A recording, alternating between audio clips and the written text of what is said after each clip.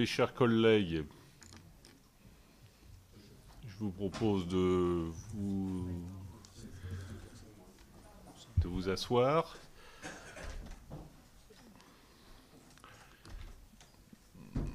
Donc je vais passer tout de suite la parole à Didier, qui co-anime, co-préside le groupe d'études sur les industries de la défense, en tout cas sur... Là, ça sera le volet industrie de la défense, et principalement tourné vers la question des PME. J'ai dit co-anime et co-préside parce qu'il a fait ce travail avec Damien Abad, qui s'excuse mais qui ne peut pas être là parce qu'il a une autre réunion dans le même temps. Donc il a laissé Didier porter leur bonne parole. Donc j'ai déjà une quinzaine de questions. J'exagère toujours un peu, mais il y en aura bien 15 à l'arrivée. Ça va, un concours de questions. Ouais, mais... Pour une fois que vous avez droit à 2 questions chacun... Il y en a qui posent des questions multiples, parfois. Hein, bon, allez. Didier, vas-y. Bon, merci beaucoup, Président, de nous donner l'opportunité donc, de faire un peu un compte-rendu, un point d'étape donc de ce groupe d'études sur les industries de la défense, effectivement co-présidé avec mon collègue des Républicains.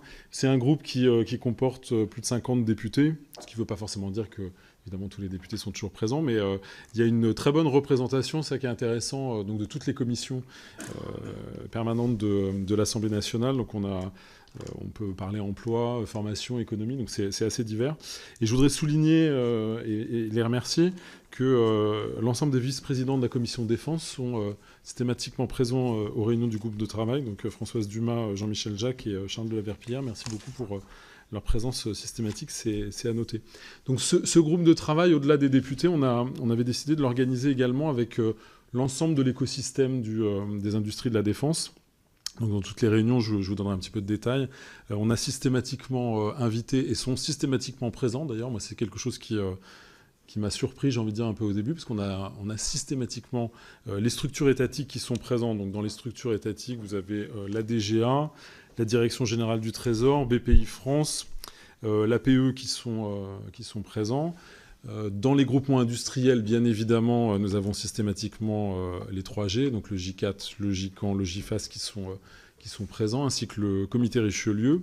On y avait associé les organes de recherche, parce que quand on a démarré la réflexion sur le groupe d'études, on a beaucoup parlé d'économie de la défense, et donc on y associe les structures de recherche. Donc on a l'IRSEM, évidemment la chaire économique de défense du fonds de l'IHEDN, l'Observatoire de l'économie de la défense, la Fondation pour la recherche stratégique et l'IRIS, qui est également partenaire qui vient systématiquement aux réunions.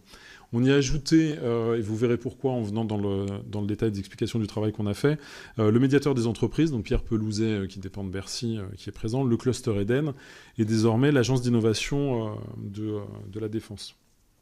Donc il y a eu 6 réunions. En gros, on a un rythme d'une réunion par trimestre. Il y a eu donc 6 réunions qui se sont tenues en juillet 2018, en novembre 2018 et en février 2019. La prochaine réunion, c'est le 5 juin, je vous le redirai, parce que je suis sûr que vous aurez très envie de venir avec tout ce que je vais vous raconter. Alors, compte tenu qu'à chaque réunion, il y a 25-30 participants qui sont là, on a dû créer un groupe en fait parallèle, un groupe de travail plus restreint pour avancer plus vite. Et donc on a également une dizaine de réunions qui ont été organisées avec ce groupe restreint. Donc dans le groupe restreint, il y a uniquement les 3G, donc J4, JCAN, JFAS, et les 2 chercheurs, Hélène Masson et Jean Belin, donc des organismes de recherche que j'ai cités tout à l'heure, et qui participent en fait aux auditions quand on a auditionné la BPI, par exemple. Donc sur les thématiques du groupe d'études, là c'est pareil, c'était une volonté partagé avec donc Damien Abad, de centrer ce groupe d'études pendant la législature sur 2 thèmes principaux.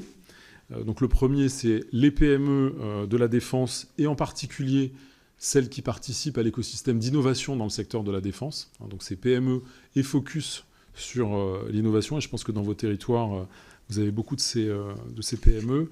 Et le deuxième axe de travail, c'est sur le maintien des compétences. C'est très en lien avec les discussions qu'on a eues au moment de la discussion sur la LPM. Donc maintien des compétences et attractivité du secteur de la défense dans le contexte non seulement de LPM, alors favorable en termes de contrat, mais également dans un contexte de recrutement et dans le contexte du renouvellement de l'opération Action PME qui avait été lancée précédemment par Jean-Yves Le Drian, si je ne dis pas de bêtises, et qui a été reconduit et qui, là, du coup, met nos PME aussi dans des questions d'attractivité. On va en reparler. Donc, donc je rentre dans le détail du travail. Donc, on a identifié sur ces 6, 7, 8, je ne sais plus combien on en est, 8 premiers mois de travail, 3 axes principaux que je vais vous détailler maintenant. Et à chaque fois, donc, on a fait un constat sur ces axes de travail et des recommandations. Donc, soit qui sont déjà en train d'être réalisées, soit à réaliser. Donc, les 3 axes, c'est évidemment donc le premier axe, c'est le financement des PME, avec la particularité du financement des PME du secteur de la défense, qu'elles soient duales ou pas.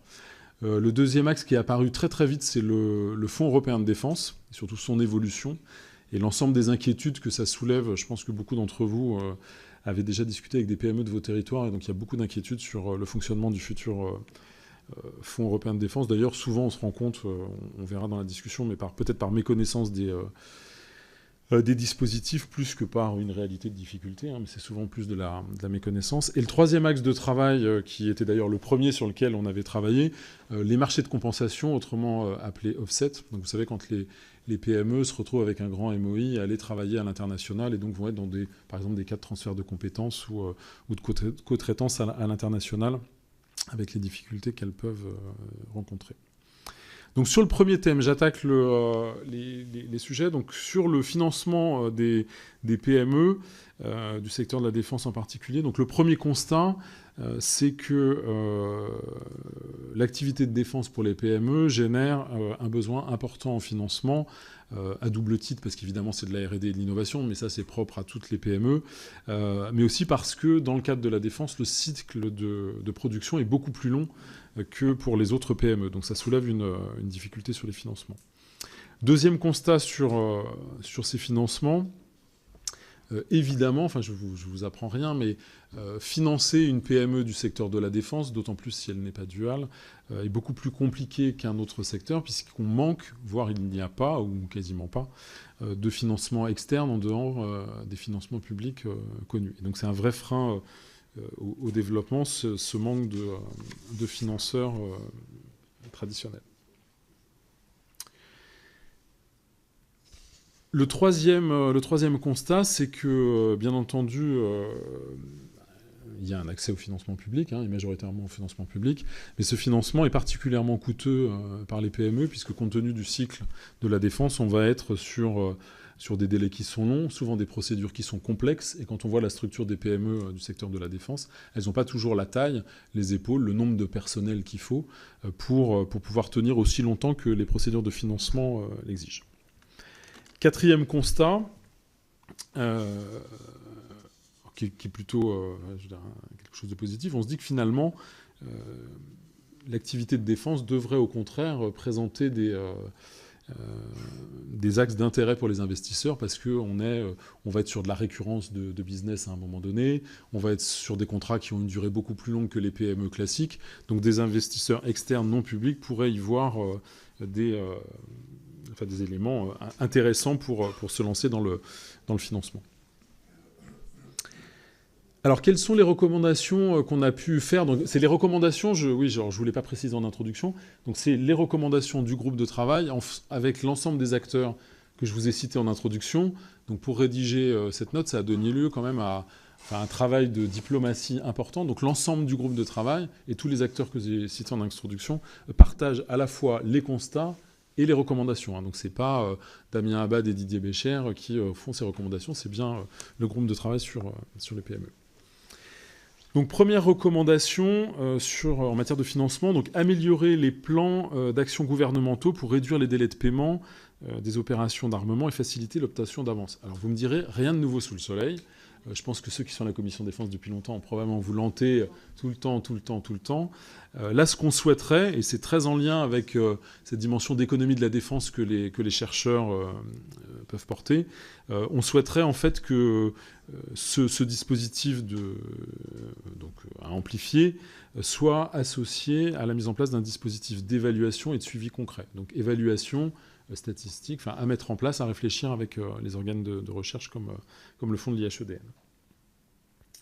La deuxième recommandation, renforcer l'attractivité du secteur de la défense. Et là, on est vraiment dans un travail conjoint qui n'est pas que la DGA ou que le ministère de la Défense, mais vraiment dans une action conjointe pour renforcer l'attractivité du secteur.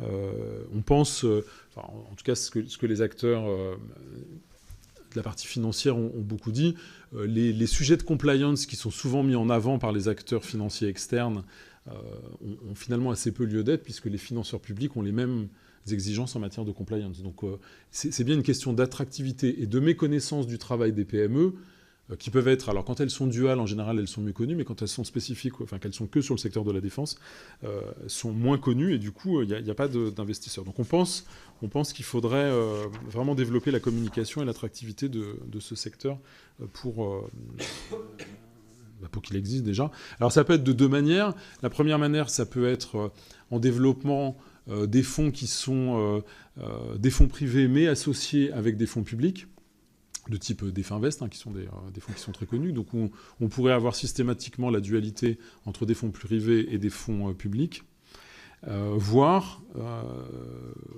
la mise en place, en tout cas créer les conditions pour la mise en place d'un fonds externe puissant de type capital risque qui pourrait couvrir des secteurs qui ne seraient pas exclusifs à la défense, dont la défense ferait partie, mais qui financerait également le numérique, l'intelligence artificielle, le renseignement et le spatial. Parce que quand on regarde les spécificités, en tout cas c'est ce qu'on a pu voir avec beaucoup des PME duales du secteur de la défense, elles sont très souvent, quand on dit duales, sur un des autres secteurs, que sont le numérique, l'intelligence artificielle, etc. Donc on pourrait très bien avoir un fonds qui travaille plus largement et pas uniquement sur le secteur de la défense.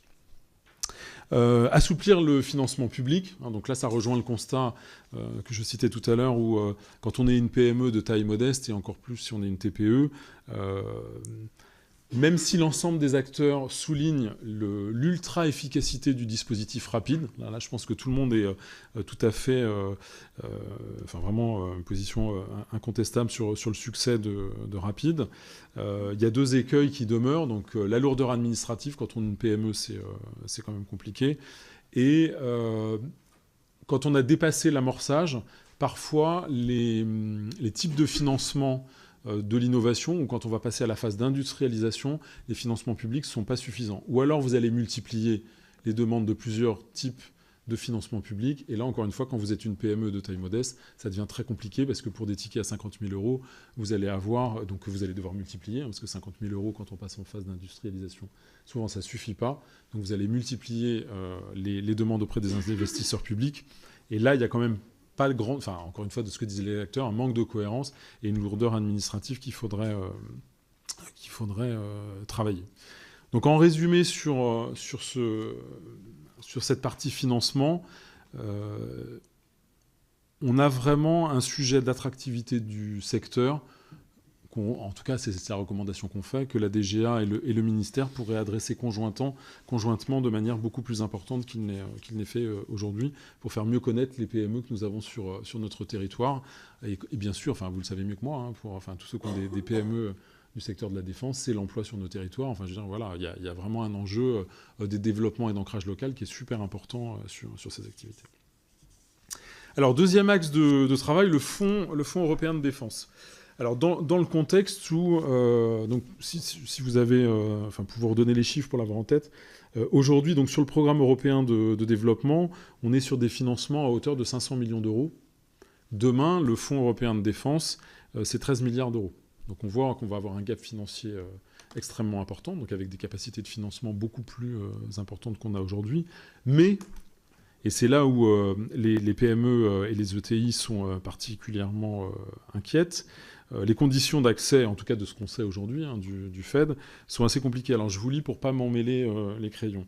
donc seront ainsi éligibles au financement des actions réalisées par les entreprises publiques ou privées, donc les grands MOI, coopérant au sein du consortium, d'au moins 3 entités établies dans au moins 3 États membres différents.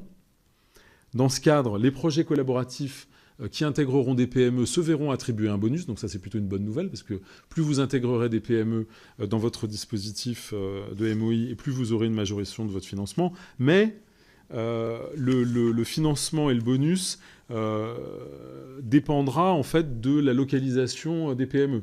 C'est-à-dire que si vous êtes un grand MOI français, vous n'aurez pas de bonus si vous faites travailler des PME françaises, ce qui ne vous empêchera pas de le faire, mais vous n'aurez pas un bonus particulier. Par contre, vous aurez le bonus si vous faites travailler des PME de Pologne, d'Italie, enfin en tout cas qui sont en dehors de l'origine du consortium. Donc on voit en fait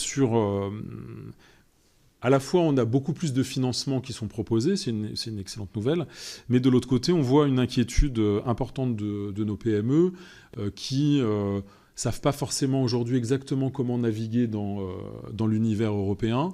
On a été jusqu'à parler du niveau de la maîtrise de la langue anglaise. Je pense qu'il faut le dire. Un certain nombre de PME sur le territoire, parfois, vont tout simplement pas vers l'Europe parce que pensent que ne maîtrisant pas suffisamment la langue, ils pourraient avoir des difficultés à faire du business dans différents pays. Or, pour une demande de financement, aujourd'hui, il y a plein d'accompagnements qui existent. Et il faut faire clairement tomber ces barrières. Quand on regarde les grands MOI, ça aussi c'est un constat qui est important. Donc il y a évidemment la France et les deux autres grands MOI en Europe. Il n'y en a pas 100 000, il y en a deux de plus, c'est l'Allemagne et l'Italie. Donc il y a une inquiétude aussi, justifiée ou pas, mais ça c'est le travail qu'on devra faire en termes d'attractivité.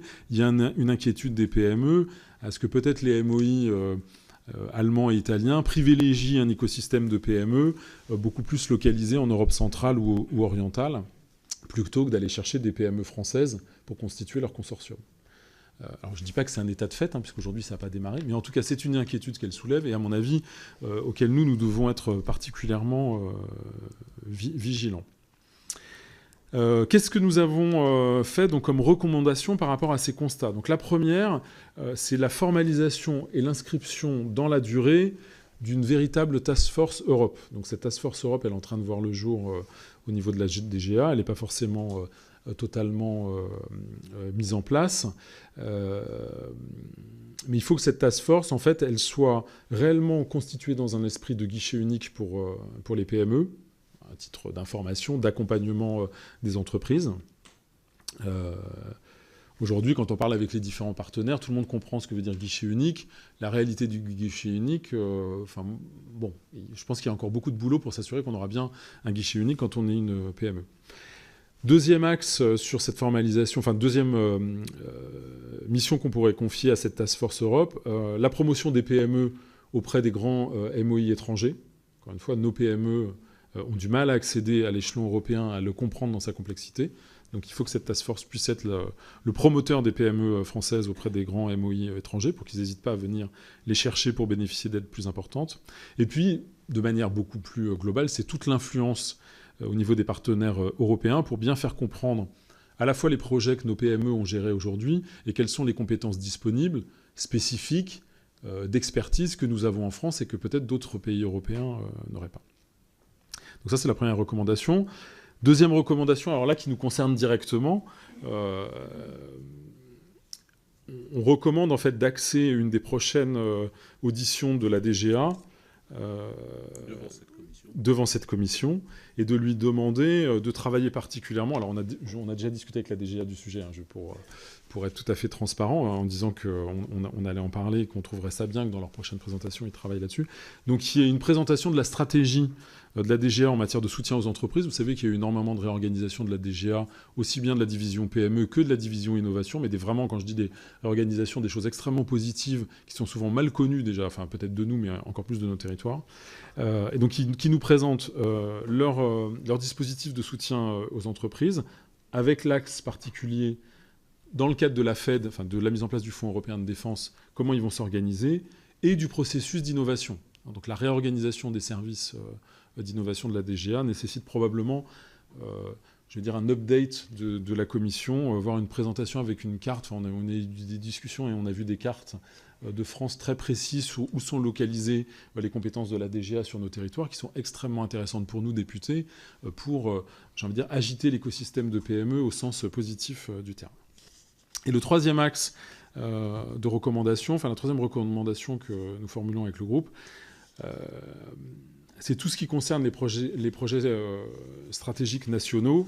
Compte tenu des inquiétudes potentielles par rapport au Fonds européen de défense, il faut absolument qu'on reste bien focalisé sur une formalisation de notre stratégie, j'ai envie de dire, étatique et de protection des fournisseurs français de type ETI et PME, dans notre logique de sécuriser l'approvisionnement des grands industriels, bien entendu, et de s'assurer qu'on a un engagement, alors ça je suis moins inquiet sur cet axe-là avec la DGA, mais s'assurer qu'on a bien une réflexion et un engagement précis sur les dispositifs de connaissance beaucoup plus systématiques de la BITD française. Alors c'est une petite marotte personnelle, mais la BITD française, c'est pas uniquement un fichier Excel à gérer, c'est vraiment, si on veut passer à l'échelon de la promotion de nos PME au niveau européen, il faut vraiment avoir une connaissance fine de l'écosystème, ce à quoi la DGA s'est engagée et ce à quoi elle s'emploie aujourd'hui.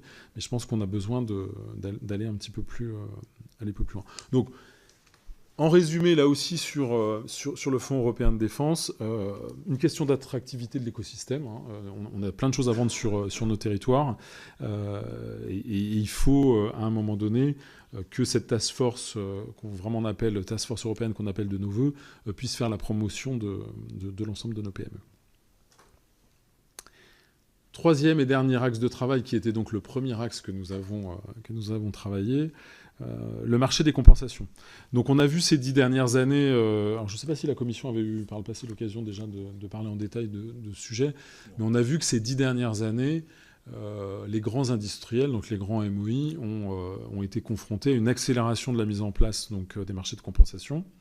Alors à la fois, on pourrait dire quasiment systématique quand il y a un contrat export, et complexifié, parce qu'on est à la fois, alors on connaissait le transfert de technologie, hein, mais alors on est transfert de technologie, transfert de compétences, contrat de coproduction, sous-traitance, cession de licence, investissement direct à l'étranger, formation du personnel et assistance technique, et on sent qu'il y a de plus en plus de transfert de compétences qui, quand on est une PME, alors donc vous imaginez les PME dans l'écosystème MOI, qui se retrouvent elles aussi, à avoir un marché de compensation à mener. Quand elles font du transfert de compétences à l'étranger, elles se mettent potentiellement en difficulté par rapport à leur avenir. Puisque si un pays à bas coût, par exemple, obtient à un moment donné une technologie ou un savoir-faire, c'est quelque chose qui est beaucoup plus difficile à gérer dans le temps qu'un grand groupe industriel. Donc dans ce contexte, il apparaît nécessaire de renforcer la coopération entre les acteurs qu'on a appelés l'équipe France, parce que finalement, quand on va à l'étranger, c'est l'équipe France qui se déplace, et c'est pas forcément une seule PME,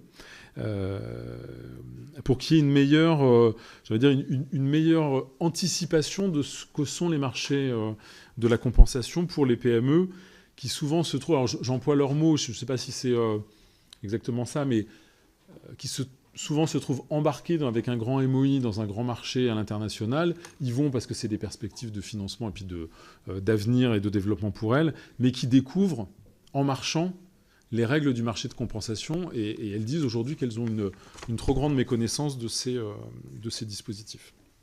Donc évidemment, alors là pour le coup, les 3G, donc le J4, le JFAS et le JCAN, avec la DGA, font un énorme travail là, depuis quelques mois pour essayer de structurer les explications et la connaissance du marché des compensations. Donc c'est plutôt une très bonne nouvelle. Donc dans les recommandations qu'on a pu faire, la première c'est... alors on a appelé ça approfondir et structurer le dialogue entre l'État et les entreprises en matière d'offset, donc de marché de compensation, en renforçant l'instance C3E. Donc ça, c'est le comité de coordination des contreparties économiques qui sont pilotés par la DGA et qui regroupe les principaux acteurs industriels et l'administration. Et on propose en fait d'y adjoindre, ce qui n'est pas le cas aujourd'hui, des nouveaux membres représentant des PME, et des groupements professionnels, pour que la voix des PME soit entendue au niveau du C3E. On propose la création de sous-groupes soit thématiques, soit géographiques, voire les deux, hein, puisque quand vous avez un marché au Brésil ou en Inde, c'est pas du tout les mêmes sujets, ni la même manière d'aborder le business. Donc il y a une nécessité de le regarder à la fois sous l'angle des thématiques, mais aussi sous l'angle géographique. Et de renforcer le travail à destination directe des PME, et donc là s'appuyer, c'est pas la peine d'aller réinventer le fil à couper le beurre, le GIFAS a fait un énorme travail de documentation sur, enfin je le dis parce que c'est une réalité, hein, un énorme travail de documentation sur le guide des compensations, et je pense qu'on peut inciter très largement les autres acteurs que sont le GICAT et le GICAN, ce qu'on a déjà fait avec l'aide également du comité Richelieu, d'aller développer le même type de guide à destination de leurs adhérents. Et puis tout simplement pour, j'ai envie de dire, pour aller plus loin en termes de transparence et d'anticipation et de collaboration, instaurer des échanges tout à fait informels autour des bonnes pratiques et des remontées de terrain. Deuxième recommandation, donc favoriser par l'intermédiaire des groupements professionnels, l'instauration d'un dialogue beaucoup plus structuré entre les MOI et les PME sous-traitantes. Et pas être dans un rapport qui peut parfois être déséquilibré entre un grand MOI et une PME qui osera peut-être pas aller discuter de manière spontanée avec son grand donneur d'ordre. Donc essayer de trouver une manière de faire de l'intermédiation par l'intermédiaire du GICAT, du GICAN et du GIFAS, hein, parce que c'est aussi leur rôle avec leurs adhérents. Troisième recommandation, donc mettre en place un dispositif de médiation dédié à la résolution des différends entre MOI et PME. Et donc là, ça c'est un travail qu'on a engagé, je vous dirai en conclusion où est-ce qu'on en est, entre le médiateur des entreprises et les autres acteurs, parce qu'en fait, il y a énormément de dispositifs qui existent au niveau de la médiation des entreprises, donc qui sont hébergés à Bercy, et qui sont très méconnus de l'écosystème des PME, et qui pourtant peuvent résoudre énormément de problèmes.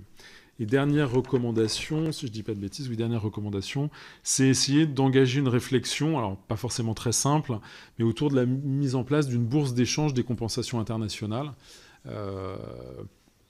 Peut-être que ce ne soit pas toujours les mêmes PME, que les PME qui en ont déjà l'expérience puissent en faire profiter les autres PME, mais qu'on raisonne sur ce marché de compensation beaucoup plus, encore une fois, équipe France, beaucoup plus globale, qu'on puisse se passer aussi les marchés, enfin se passer les marchés, ça ne marche pas comme ça, hein, mais en tout cas qu'on puisse parler, non, ça ne marche pas du tout comme ça.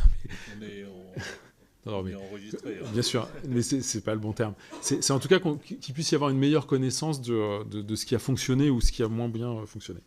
Donc très concrètement, et je conclurai sur ce point-là, on avait commencé donc sur ce travail sur les marchés de compensation.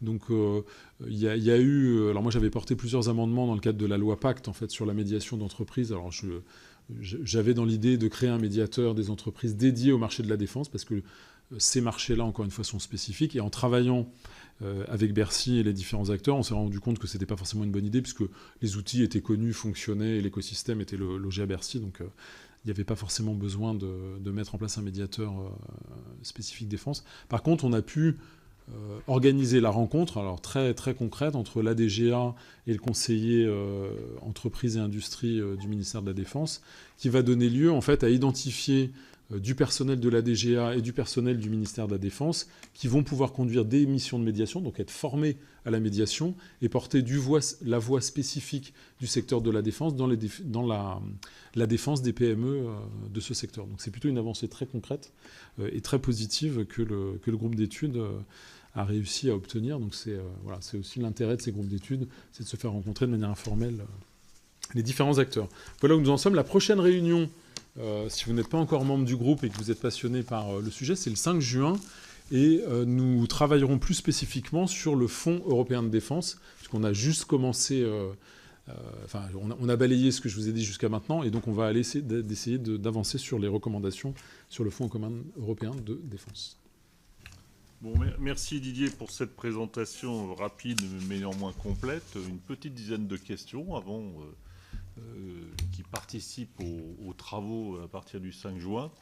La première, Christophe, le jeune. Merci, Monsieur le Président. Mon cher collègue, merci pour votre tour d'horizon sur cette industrie. Je voudrais revenir sur les besoins de financement. On sait que bon nombre d'industries, et vous l'avez rappelé, ont un caractère dual au niveau des PME. Par contre, on se rend compte aussi que certaines sociétés ignorent les implications possibles de leur approche civile dans le monde militaire. Et peut-être qu'il serait judicieux, avant de leur parler financement, qu'on soit clairement en capacité de les identifier.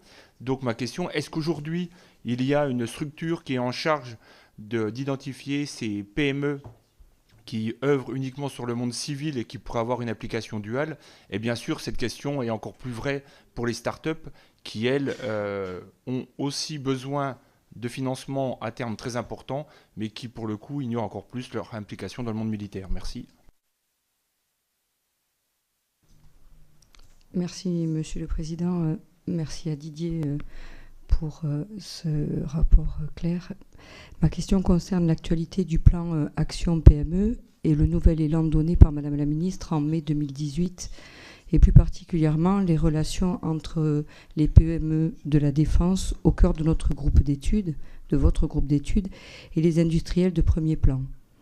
Afin de rééquilibrer les relations, les grands groupes ont été invités à solliciter et par conséquent à se conformer aux exigences fixées par les labels ERFAR et ISO 20400. Je voulais savoir simplement si vous aviez une vision du nombre d'acteurs pouvant désormais s'en prévaloir. Par ailleurs, je voulais savoir comment sensibiliser les PME défense que nous pouvons rencontrer aux enjeux du Fonds européen de défense. Merci. Merci Monsieur le Président. Merci Monsieur le Président du groupe d'études pour ce compte-rendu et le dynamisme qui est mis dans ce groupe d'études. Ce n'est pas le cas de tous les groupes d'études dans notre maison, mais celui-là bosse. Il y a des visites de terrain et je crois que c'est important de pouvoir les mettre en valeur devant la Commission de la Défense et des Forces armées. Cela étant dit, on a une approche très centralisée à Paris, même s'il y a des visites de terrain.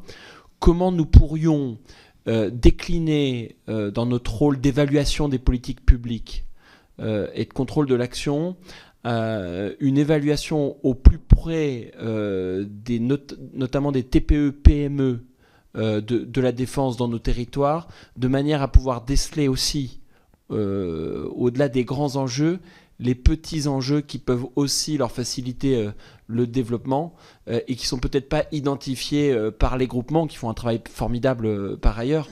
Mais on voit bien que dans nos territoires, on peut avoir des entreprises de 5, 10, 20 salariés qui ont d'autres enjeux spécifiques à la défense. Je pense notamment sur la sécurité des données, avec tous les enjeux de cyberdéfense, où on voit bien que sur des toutes petites unités, dans des territoires un peu enclavés, on n'a pas forcément l'ingénierie qui correspond. Et je pense qu'il faut élargir l'approche au-delà des marchés, au-delà des fonds, des approches financières. Il y a aussi tout l'environnement sécurité pour ces entreprises de la défense. Merci Monsieur le Président. Chers collègues, c'était vraiment éclairant comme exposé, je vous en remercie. Sur donc ces outils, ces PME de notre base industrielle et technologique de défense, je voulais savoir, parce que vous avez évoqué tout à l'heure l'Italie et l'Allemagne, je voulais savoir si dans ces pays-là, justement, ils avaient les mêmes problématiques que nous sur cet écosystème et s'il y avait des actions publiques, justement, et coordonnées pour avancer dans ce sens et si on s'en était inspiré dans ce rapport. Merci Monsieur le Président. Moi je voudrais également complimenter Didier Bacher pour son excellent rapport sur l'industrie de la défense. Moi j'étais plutôt intéressé par tout ce qu'il a dit, mais plus particulièrement sur le Fonds européen de défense. On sait que c'est quand même la France qui a été en réalité à l'origine de ce Fonds européen de défense, à la portée. C'est un fonds qui va quand même débloquer des crédits importants, plus de 11 ou 13 milliards d'euros entre 2021 et 2027. Il portera surtout d'ailleurs sur l'innovation, sur la coopération également. Et alors, je crois que le rapporteur a répondu en partie. Les entreprises, j'ai compris, sont un peu inquiètes parce que peut-être elles ne connaissent pas trop la mécanique de ce fonds. Est-ce que l'Union européenne a déjà précisé la manière dont ce fonds sera mis en œuvre, mis en place? Et est-ce que des entreprises françaises sont déjà prêtes à travailler avec d'autres entreprises? Je pense à l'Allemagne, parce que quand je pense à l'Allemagne, je pense au travail qui est en train d'être fait pour le futur char de combat, par exemple. C'est un exemple très concret entre la France et l'Allemagne. Voilà une question. Et puis, une deuxième question, quelles sont les attentes, je crois que le rapporteur l'a dit, des entreprises françaises par rapport à son fonds européen, qui va quand même renforcer d'une manière ou d'une autre l'Europe de la défense.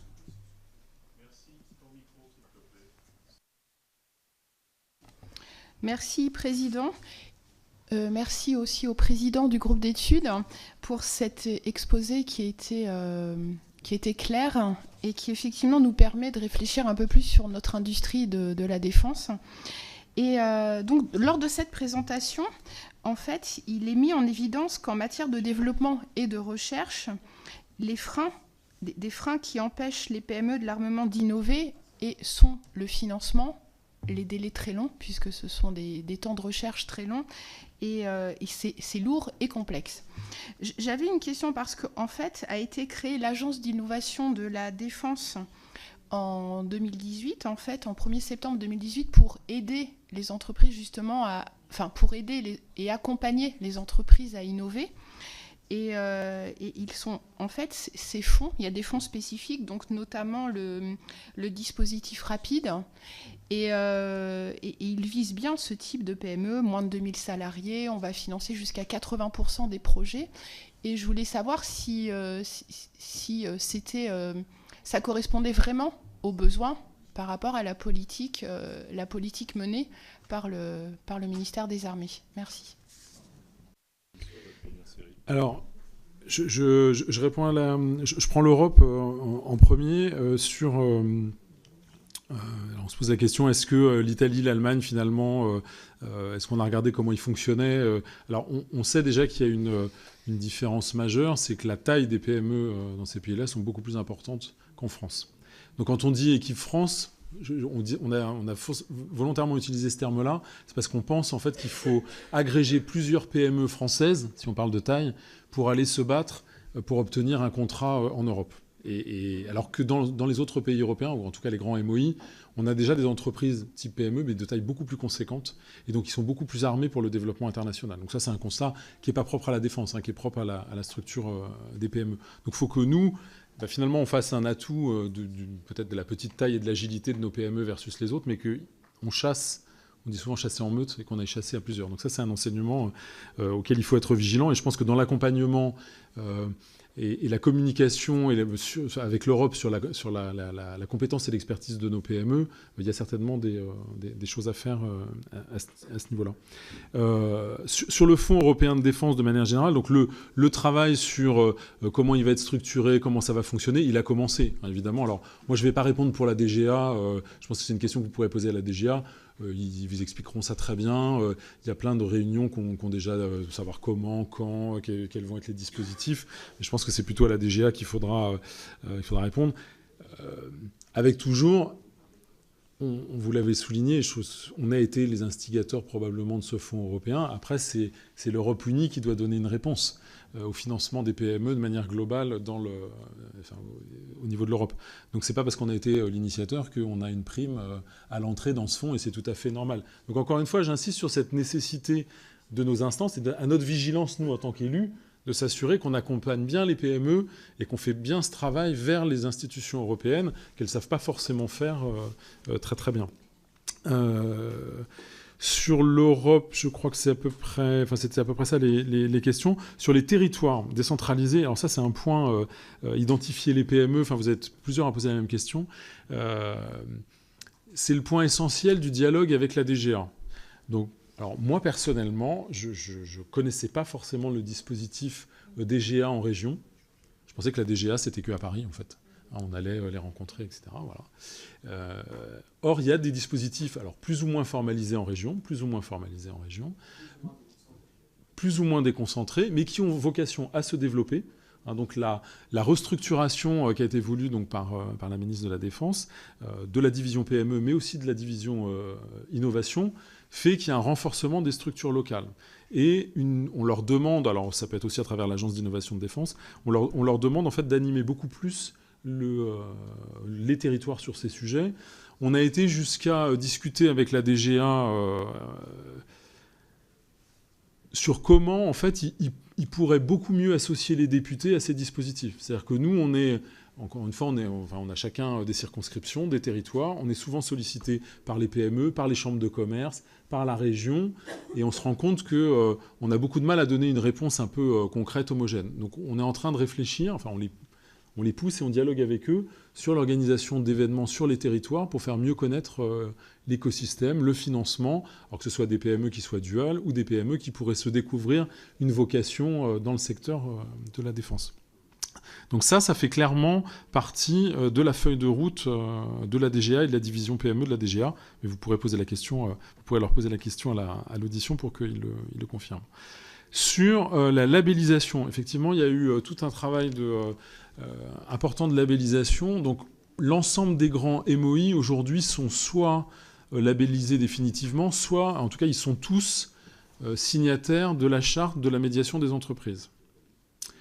Alors, comme je dis au grand MOI, bon, c'est déjà bien d'avoir signé la charte, c'est très très bien. Ça veut dire qu'ils s'engagent effectivement à rentrer dans un dispositif de médiation quand il y a une difficulté avec une PME, mais ça n'inverse pas les rôles. C'est-à-dire que ça ne veut pas dire que la PME va être au centre de leurs préoccupations au quotidien. Donc le fait qu'ils soient certifiés, c'est une chose, mais ça n'empêche pas qu'il faille renforcer la communication, c'est-à-dire la connaissance du dispositif de médiation spécifique au secteur de la défense qui est porté par le médiateur des entreprises qui est localisé à Bercy. Donc là, il y a vraiment un travail de communication beaucoup plus important à mener et le médiateur en est conscient. Et moi, j'ai senti à la fois avec le conseiller entreprise du ministère, mais aussi la division PME de la DGA, qu'ils avaient vraiment envie de constituer un pôle d'experts du secteur de la défense pour pouvoir mieux accompagner nos PME en matière de médiation, enfin en tout cas quand il y avait des litiges. Est-ce que j'ai oublié un point? Oui, rapide. Alors là, pour le coup, on est vraiment sur le dispositif qui satisfait tout le monde.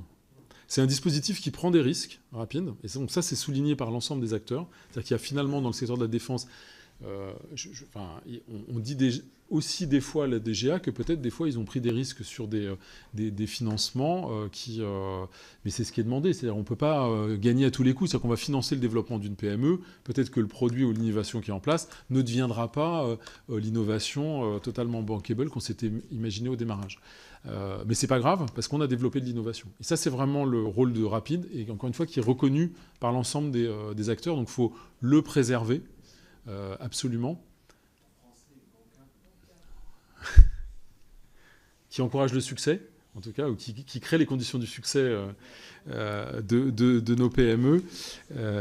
Donc ça, c'est important. Par contre, le dispositif Rapide n'a pas un ticket d'entrée suffisant dès qu'on commence à rentrer dans l'industrialisation. Donc j'ai fait l'innovation, je me suis mis en capacité de présenter un prototype. Par contre, quand il faut que j'aille à du développement plus industriel, là on a des difficultés de financement généralement. Je pense que j'ai fait le tour. Enfin en tout cas sur cette série de questions. Bon, deuxième série, Jacques Paris-Lotion. Merci Président. Merci Didier pour votre présentation. Vous l'avez souligné, pour résoudre la problématique de la valorisation de nos PME, il n'y a pas d'autre solution que celle-ci. Le ministère des Armées, les forces et la DGA doivent travailler ensemble. La bonne nouvelle, c'est qu'il y a des progrès à faire, sans conteste. Vous l'avez dit aussi, nous devons regarder du côté de l'Union européenne et le secteur bénéficiera bientôt du Fonds européen de défense, le FED.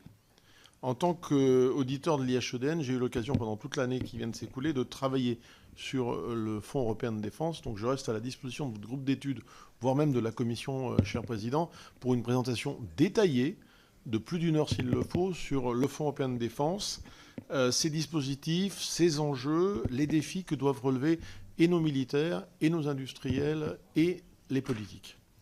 Mais, vous l'avez dit, les PME nationales ont encore bien du mal à se faire connaître à l'étranger. J'ai une question.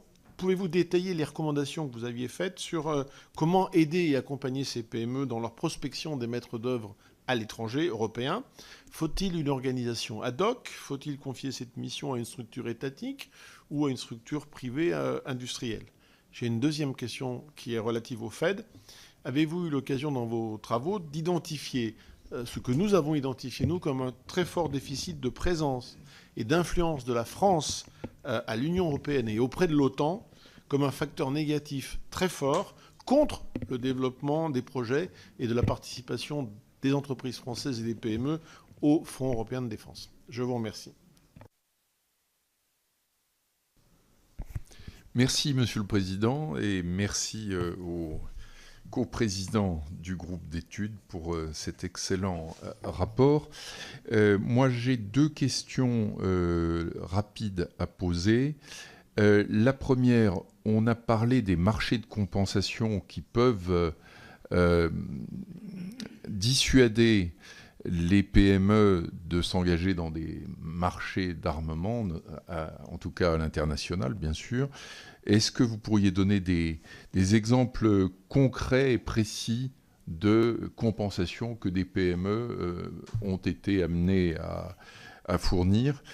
Deuxième question, et là je m'éloigne de l'aspect purement financier et économique.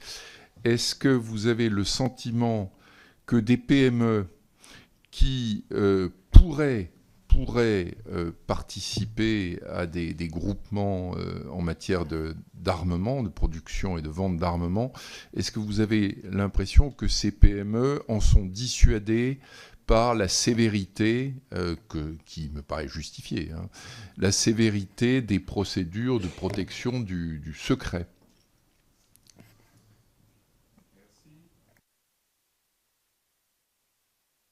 Merci, Président. Chers collègues, merci pour l'exposé. Une question par rapport à tout ce que vous avez dit sur le problème d'aller chercher de l'information ou d'aller prospecter à l'extérieur ou à l'international pour les PME, PMI.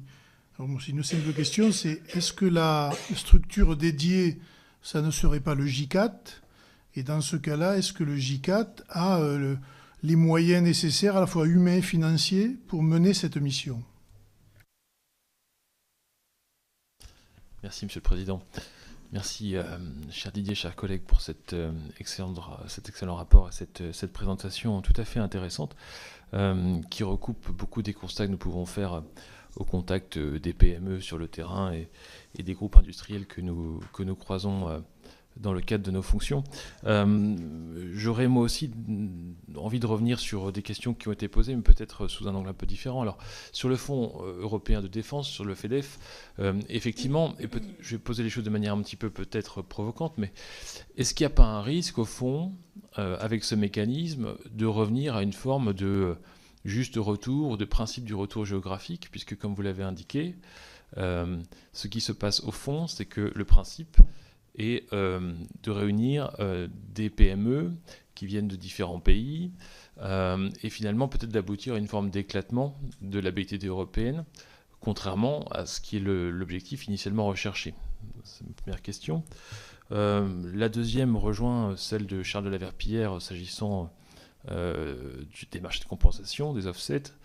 Là aussi, j'aurais été intéressé à avoir des exemples concrets de manière d'accompagner des PME qui, en effet, parfois, se retrouvent à la suite de MOI, comme vous les appelez, et qui, parfois, sont contraintes à des transferts de technologies inattendus ou se retrouvent un petit peu captives, au fond, de marchés qu'elles connaissent mal. Donc, est-ce que vous avez des pistes de recommandations un petit peu plus précises sur ce volet? Je vous remercie. Oui, merci Monsieur le Président. Merci Didier Bécher de cet exposé très, très précis. Une petite question concernant les demandes ou les difficultés que peuvent rencontrer les PME et les ETI. on entend souvent des difficultés liées au code des marchés publics. Alors, on sait que s'agissant de la défense nationale, on n'est pas dans le régime de droit commun, on est dans le régime de l'ordonnance de juin 2015. Mais j'aurais souhaité savoir s'il y a eu des PME que vous avez pu rencontrer ou dans vos échanges qui vous ont dit qu'ils hésitaient à s'engager sur ce type de marché ou sur ce type de développement eu égard à cette complexité, et est-ce qu'il y aurait éventuellement des améliorations sur ce type de marché public spécifique qui permettraient de faciliter leur entrée sur le marché et donc de développer leurs innovations dans le secteur. Merci.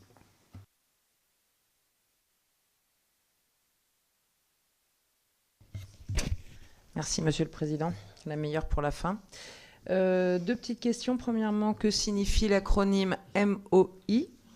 Deuxième question, j'ai rencontré une petite PME qui fabrique des coussins absorbeurs d'ondes de choc dans les affaires de contre-minage. Et finalement, la problématique qui se pose à elle, bien qu'elle soit dans un club déjà du SOFINS au sein des forces spéciales, c'est finalement de s'entourer de compétences pour être capable de développer des moyens qui aujourd'hui sont des besoins de niche, mais demain peuvent être des développements industriels intéressants. Je pense notamment au déminage sous-marin, mais où là, il faut effectivement agréger des compétences, notamment en matière de connaissances en ingénierie des pressions sous-marines, etc. Et là, la mise en contact, en fait, entre à la fois les bénéficiaires, c'est-à-dire les démineurs, les gens qui ont les compétences dans des grands groupes industriels type Naval Group et des petites sociétés comme ça, je trouve que finalement, il n'y a pas de système qui permette vraiment de mettre de l'huile dans les rouages. Est-ce qu'il y a des perspectives? Est-ce que c'est un exemple isolé, très, très fréquent, etc. Merci. Alors, sur ce dernier point, donc, MOI, c'est maître d'œuvre industriel. Donc, en fait, c'est le grand, on va dire, agrégateur du contrat. Il n'y a pas, je crois, de solution miracle, en fait, hein, pour quand on est sur un marché de niche ou quand on est une petite structure pour en rencontrer d'autres. Il y a des structures qui existent.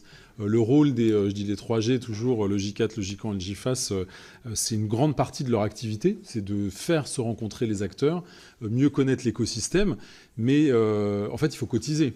Il faut être adhérent des groupements pour pouvoir bénéficier de leurs services. Or, on sait aussi qu'un certain nombre de PME ne vont pas adhérer au groupement, alors soit pour le ticket d'entrée, enfin pour plein de raisons qui leur appartiennent.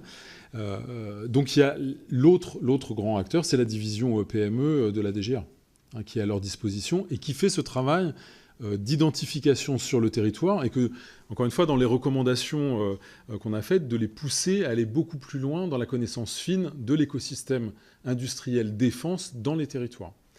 Avec peut-être aussi des LPM qui étaient moins, j'ai envie de dire, moins intéressantes au niveau financier pour les industriels. On a peut-être laissé de côté à un moment donné cette connaissance fine. Comme là, on est sur un redémarrage très important, il faut absolument, et ça la DGA, on est très consciente, hein, et travaille vraiment dessus, il y a besoin d'avoir ce redémarrage de connaissances du terrain, et encore une fois aussi pour mettre en relation les acteurs.